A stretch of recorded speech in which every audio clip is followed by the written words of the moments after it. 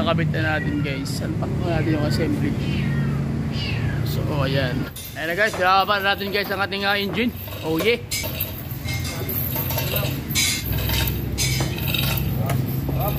Oh. Tangat. Balik pa. Ating bilador. Ay, one up. Car screen. One up na check. Hindi ka na malahis nga. Hindi makapapos. Paano siya titrahin ng step by step. Okay? So sige. Balik ako kanyang yung ilalim na part. Pagpalang araw guys, another video na naman tayo about naman sa pag-install tayo ng makina ng 3.2 engine na Ford Ranger.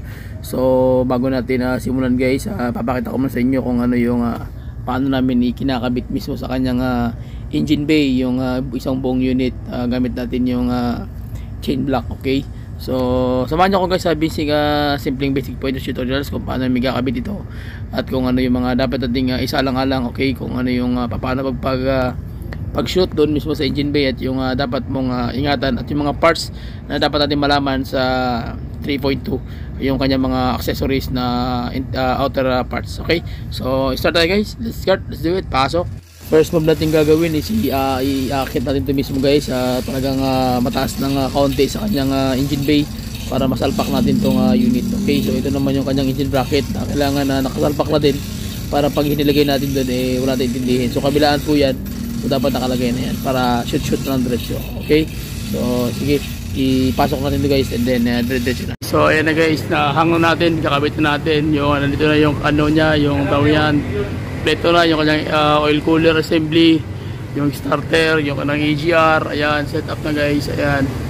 So nakakonect sa likod, di na mahirap dito pag nasa likod. Ito yung sa kanyang booster ng kanyang alternator. So nilagyan ko ng plastic para hindi malagyan dumi. So ayan, assembly na siya. Okay, so ito yung kanyang assembly ng water pump assembly, yung engine bracket na ginawa natin ng paraan. Ayan o, set up na natin ng bushing na para matibay talaga. Okay, so ayan, okay na yung kanyang tensioner, okay, alternator, kanyang water pump, okay. So sige, salpak po natin yan guys sa turbo niyan mechanism. Okay, so ayan ang unit, salpak na natin dun. So ikakabit na natin guys, salpak na natin yung assembly. So ayan, binitay natin para sureball. Ayan, salpak na yun dyan.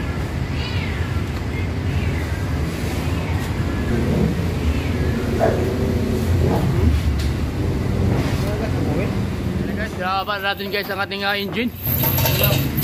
So yan na, sabit na natin ito.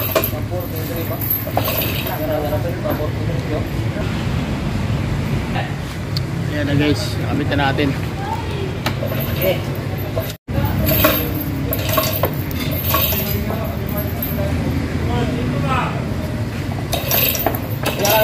Kuha na, Mel, kuha na. Tangat. Balik pa.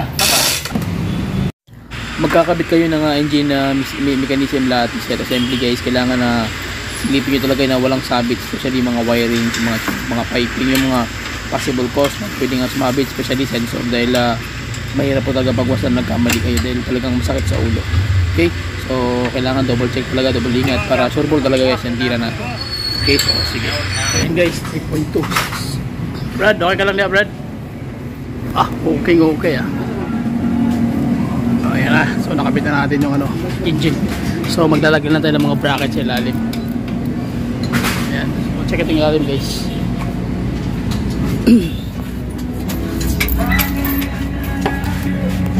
Okay, so ayan na guys. Yung bracket, okay na yung bracket. Gamit pa rin yung ratchet gawa ng paraan na. Wala. Yung ko? Kung saan number? Shout out. Pabilo. Ratchet lang? Okay. Ayan. Ating bilador. Ay, one up. Car screen. One up na ratchet. Hindi ka na malahis nga. Hindi makapapos. Maubos, magkapaingon. Okay, so malapit na matapos guys. Ayan na siya. Nakabit na natin yung takip. Ayan yun dito na nasa yung common rail na part. Tapos yung kanyang ito. Gagawa ko tayo ng vlog para dito kung paano siya mag-bleeding. Okay, paano ikabit yung common rail. Tsaka ito kung ano yung basic pointers kung paano nyo i-bleeding yan. So abangan nyo guys kung paano ko titirahin to. Okay. So ito ang ano natin, step by step tutorial to. Although mahaba yung video natin, mahalaga makuha nyo yung basic pointers kung paano siya titirahin guys. Malaking tulong na yun sa malaking kagalakan na sa akin yun at tulong para sa inyo kasi madalang talaga yung nagaturo ng mga ganitong mga tawag niyan basic pointers kung paano siya titirahin ng step by step. Okay? So sige, balik ako guys pag makabit na namin to. Sige. So ayan na guys, nakabit na natin yung ibang mga mechanism, yung kanyang accessories. Okay, so turo ko sa inyo yung accessories. Baka ang alam lang kasi ng iba is ang accessories nandun lang yun sa loob ng tawag niya, nasa loob ng unit, sa loob ng ng sasakyan. So ang accessories sa makina is tulad dito, yung tatawag na power steering. Ayan, mechanism guys. Ayan ang power steering. Ayan, accessories yan. Yung kanyang compressor, accessories din yan. Yung kanyang water pump, accessories din yan. Yung alternator, accessories din yan. Tsaka yung ibang mechanism tulad dito, accessories din yan guys. So yan, at yung kanyang turbo. So ayan yung accessories. Yan ang natawag na accessories. Okay, so at least yan, nakita nyo, bubuo na yan. Tapos kakabit na natin yung common rail. So gagawa ko ng video nyo guys, abangan nyo yung paano ko tirahin yung common rail, paano mag-bleeding. Okay, so abangan nyo yan. So ito yung location ng turbo ng 3.2 sa mga baguhan. Ito po yan. So assembly po yan siya, kasama na yung kanyang actuator. So mga nagtatanong sa akin online, ayan po yung location ng turbo na mayroong actuator na built-in. Nasa ilalim po yung kanyang socket niyan.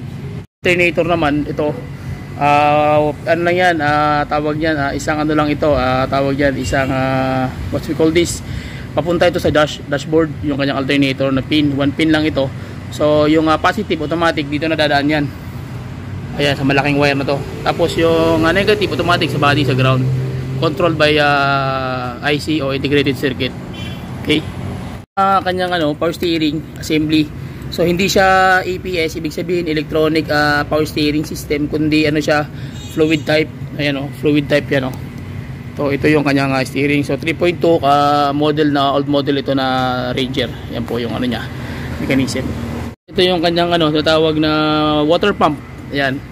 Ito yung tatawag din na accessories din to guys, yung kanyang water pump. Ayan, mechanism niya. So yung kanyang mismong housing ng thermal assembly, nandito yung banda nakalagay. So assembly yun, pwedeng palitan, pwede rin hindi ang kanyang kuwan. Pero mas maganda, bibili ka ng assembly kasi plastic lang yun. Kung masira, kailangan palitan mo na ng bago. Assembly na siya. Natin ngayon yung kanyang yung ilalim na part. So mamaya natin tatapusin tong part na ibabaw, yung itaas. So sa ilalim naman tayo. So check natin guys. Okay, so medyo almost 95% na nakabit na natin yung lahat ng system, pati dito sa dito sa kanyang in between ng kanyang transmission tsaka ng engine. So set up na yan guys, naka-timing na rin yan. Tapos yung engine bracket na repair natin, okay na rin. So ayan, nakakabit na lahat, nahigpit na yung mga bracket niyan, set up na yan. Okay, so gawin natin, magkakabit-kabit na tayo ng mga hoses. Okay, so tara, let's go.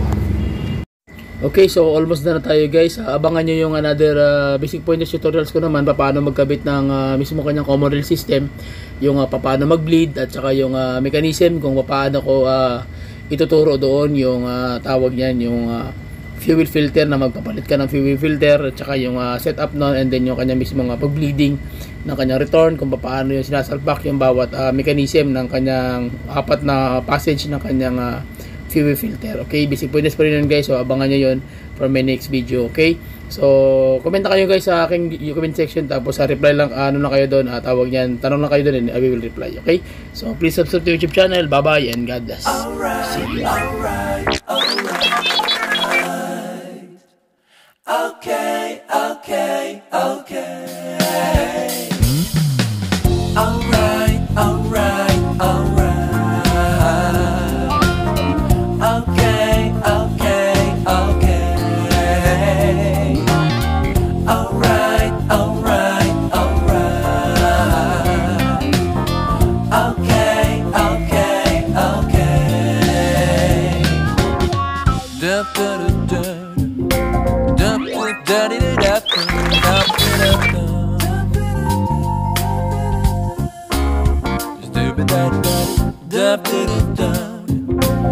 After